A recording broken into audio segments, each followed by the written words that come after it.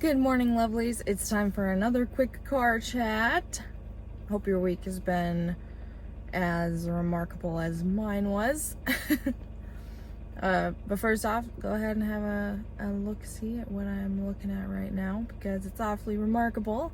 I like to share those lovely sunrises and sunsets because I know a lot of people don't see them, especially when the weather's nasty.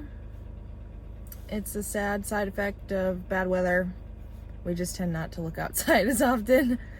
So this is for the week leading up to the 27th. So the 20th to the 27th. I'm just gonna run through things quickly because I'm tired and I want to go to bed because it's been a long night at work. Maybe you can relate. So first off, I'm gonna go with a B+ on my sleep. And for exercise, I did not do as well on exercise this week because I mentioned how once I start filling in that calendar with successful exercises, we start tripping up, right? It'll be perfect for like 3 or 4 weeks and then I'll start falling off. And so that's kind of what started happening last week. Yeah, this last week. I'm recording this a little late, but that's okay. I ended up missing like one leg day later in the week because I was tired, I didn't have enough sleep, and my throat was starting to go out, and so I wasn't sure if I was gonna get sick, so I missed a day on the weekend, but I did pick it up on Sunday and Monday, but that ended up leading into the whole next week, which we'll get into in a minute. But that's why exercise wasn't on point. It was still great, it was still good, I got most of everything done. I'm still on track for the most part, but it's, it'd be great if I could be perfect all the time. Diet, we'll do C, because the scale is still doing what I want it to do. My body is still doing what I want it to do, but at the end of the month, it gets hard for me to have the foods that I need in order to follow my plan exactly. And I was very far from perfect, but I did keep my portions and my calories pretty close in check, as well as my macros. I'm getting really good at making sure that everything is pretty close to where it needs to be, even when I don't have exactly the same foods around me. So that's awesome. I'm still gonna give myself a C though, because I missed a couple days. We're gonna do family next, which is, I did give myself an A on family because I spent like the whole week watching kids for fun. No, it's helping me get by right now.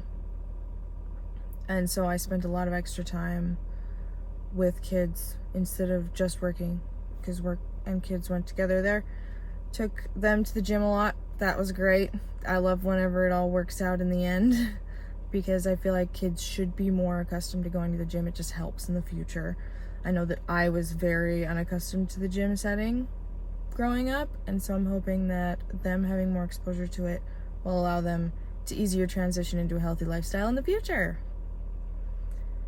I did notice that I'm getting about 6,000 steps each day, especially on days that I work out. Those 6,000 steps come naturally. I did manage to get almost 6,000 on all the other days as well, which is pretty awesome. Even when I wasn't hitting, even the days that I didn't get all of my workout and cardio in. So that's awesome to know that my steps are still staying kind of up there, about half of what I was when I had my other full-time job, but now it's still keeping up. I kind of want to maintain that if I can. And then for videos, I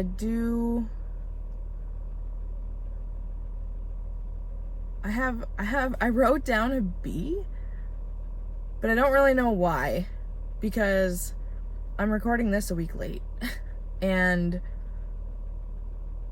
I guess I did get one other video out, but I think that was for last week. I don't know. Anyways, I'll go with what I wrote. I did give myself a B, so my overall score for the week was a B, which is great. This next week, I still want to get over 8 hours of sleep, get all my exercise if possible, I would like to hit my diet more closely and see my numbers continue to go, which is great. Keep my family interactivity up, please, because that's my lifeblood right now.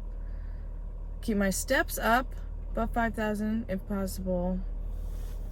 And then if I could get at least 2 videos out, that's for my A.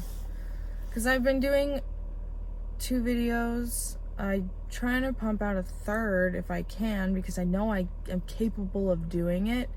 It's just when it gets to that point where I'm pushing myself, and you don't want to push yourself as much as you used to. You gotta want to give yourself some slack. So I'm still pushing for 3, but 2 is my typical right now. But that, I'm gonna keep this short and sweet. So I just like to do these grades because they help me kind of, you know, feel accomplished even when I might not have done, or what I think isn't a lot.